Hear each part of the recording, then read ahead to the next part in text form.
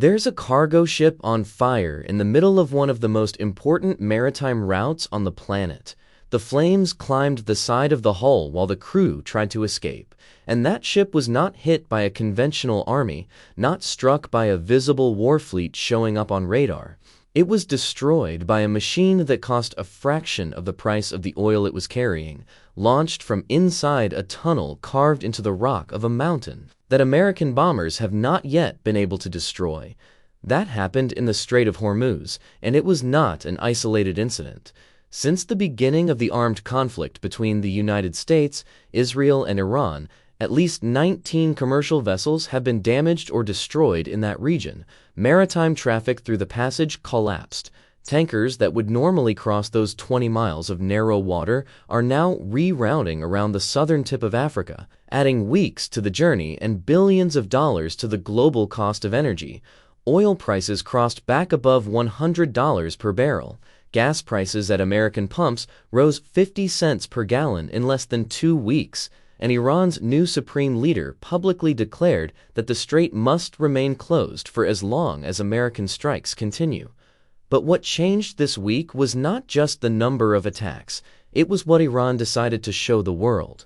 Footage released by Iranian state media revealed the interior of a military installation the government describes as a missile city. This is not a conventional base. These are underground tunnels carved deep inside mountain ranges along the coast of the Persian Gulf, built specifically to survive aerial bombardment. And what was inside those tunnels shifted the strategic calculation of this conflict in a way that financial markets have already begun to absorb. Rows of suicide drones mounted on rail launchers, hundreds of cruise and ballistic missiles positioned on mobile launchers, naval mines stacked and ready to be dropped into the water without warning, unmanned boats built to ram directly into enemy ships, all of it visible, recorded, transmitted deliberately for the entire world to watch. This is the point where a regional conflict becomes a pricing mechanism for energy across the entire planet. Because the Strait of Hormuz is not just water, it is the passage through which roughly 20% of the entire global oil supply flows every single day. It is where significant volumes of liquefied natural gas move to feed industries in Japan, South Korea, Europe, and dozens of other economies.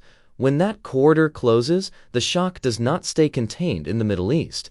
It travels through the derivatives market, through freight costs, through the global supply chain, and it ends up in the pocket of American families who are simply trying to fill their tank and buy groceries. The drones shown in the Iranian footage have technical names.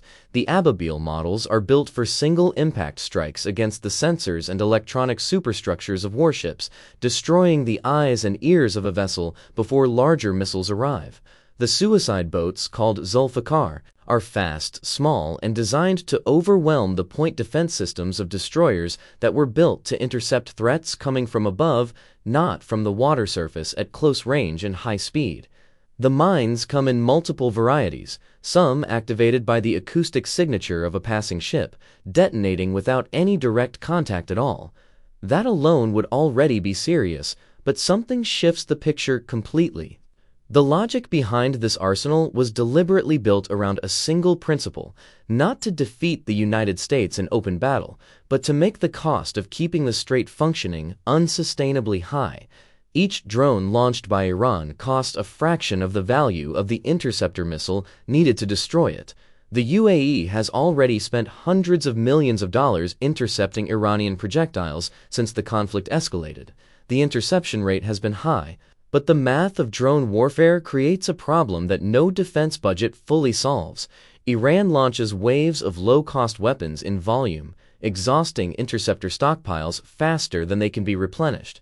And the Iranian production line keeps running from inside the tunnels that have not yet been destroyed. This is not an accident, it is doctrine.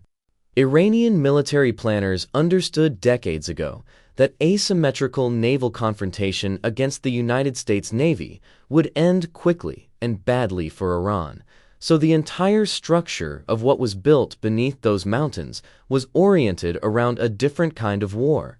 Fast boats that American frigates were not designed to intercept at water level at close range. Mines that activate without warning.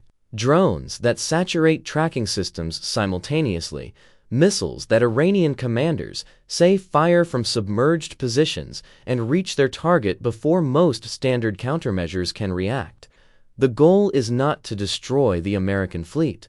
The goal is to make the cost of keeping the strait open strategically unsustainable. Here is the deeper problem.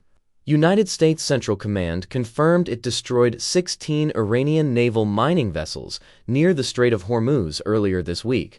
President Trump said there was no confirmation Iran had actually laid mines yet, but American intelligence sources reported by Reuters say otherwise. Iran has already begun dropping mines into the passage, and Admiral Mark Montgomery, who commanded a carrier strike group and is today a senior fellow at the Foundation for Defense of Democracies, said publicly that even with naval escort, you cannot prevent every missile, drone, or cruise attack in a passage with those dimensions. The strait is 20 miles wide at its narrowest point. The Persian Gulf itself is only a few hundred miles across at its widest. In confined waters like these, defending a ship against attacks arriving simultaneously from above, from the surface, and potentially from below is extraordinarily difficult. And the Iranians know exactly what the dimensions of that space are. They built the entire underground infrastructure with those dimensions in mind. And this changes what gasoline means for the average American. Since the beginning of Operation Epic Fury, as the conflict was designated by the American government, the average price of gasoline in the United States rose 50 cents per gallon. Diesel reached $4.72. These are not just gas station statistics. More expensive diesel means more expensive freight. More expensive freight means the cost of moving food, construction materials, industrial products, and consumer goods rises across the entire chain. When diesel goes up, the trucker passes it on. When the trucker passes it on, the distributor passes it on. And when the distributor passes it on, the American buying chicken at a grocery store in Ohio or Georgia pays the difference without knowing exactly why. President Trump announced that the International Energy Agency coordinated the release of 400 million barrels of oil from national reserves across several countries to try to contain the price surge. The announcement moved markets briefly, but energy analysts were quick to note that a reserve release does not replace the continuous flow through the strait. It is a short-term solution applied to a problem that could last weeks or months, depending on when and how the conflict resolves. Meanwhile, Iran's new supreme leader, Ayatollah Mustafa Khamenei, who assumed power after the death of Ali Khamenei at the start of the conflict, made his first public statement this week. The message was direct. The Strait of Hormuz must remain closed for as long as American and Israeli strikes continue.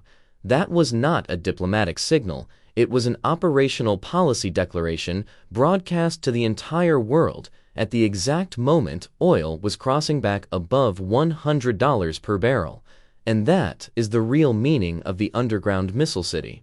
It is not just an arsenal. It is a message delivered in the form of concrete and steel buried inside mountains. It says this: even if you destroy everything visible on the surface, what is underneath still functions, and what still functions can close the passage that feeds the world for long enough to produce a global economic crisis unlike anything seen since 2008. Matthew Kronig, Senior Director of the Scowcroft Center for Strategy and Security at the Atlantic Council, said something that frames the problem in brutal terms. As long as Iran has drones and missiles and keeps firing them, most shipowners will consider the passage too dangerous, even with escort. The perceived risk is already enough to paralyze commerce before a single additional shot is fired. And that means Iran achieved something significant, regardless of the military outcome. Because the power to close a strait does not rest only in actually closing it. It rests in building enough credibility around the threat that rational economic actors avoid the passage on their own. Insurers, ship owners, oil operators, and logistics companies have already made that decision. Traffic fell to near zero. Ships are anchoring outside the strait or rerouting around southern Africa and adding weeks to transit times.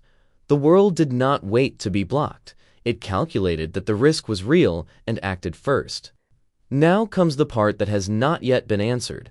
American strikes continue. Secretary of Defense Pete Hegseth said publicly that the United States and Israel are winning the conflict and meeting objectives rapidly.